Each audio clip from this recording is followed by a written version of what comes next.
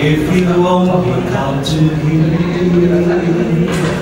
He is more powerful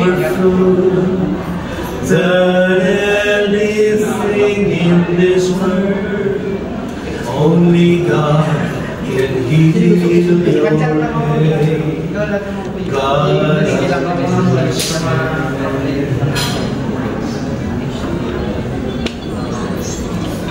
napakalaking bagay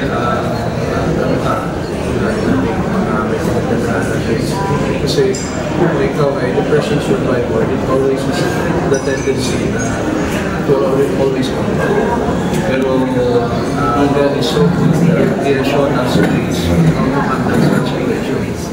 At isa sa napakalaking bagay ay yung awitin o yung song.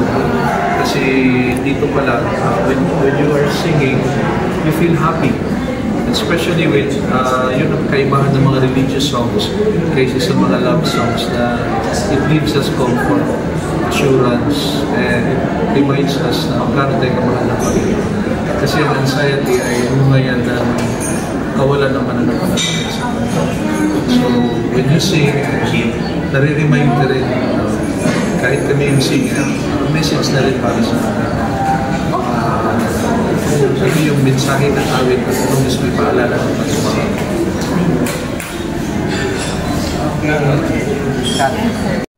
Bali yung song talagang may inspire ka, napakaganda ng message. Lalo na kung malaki yung problema mo, lalo ngayon sa panahon ngayon, maraming kaguluhan, talagang napakaganda ng awitin, lalo na kung para sa Panginoon. Kumbaga, meron ka, hindi ka mag-iisip ng mga problema, na kumbaga meron ka kaso.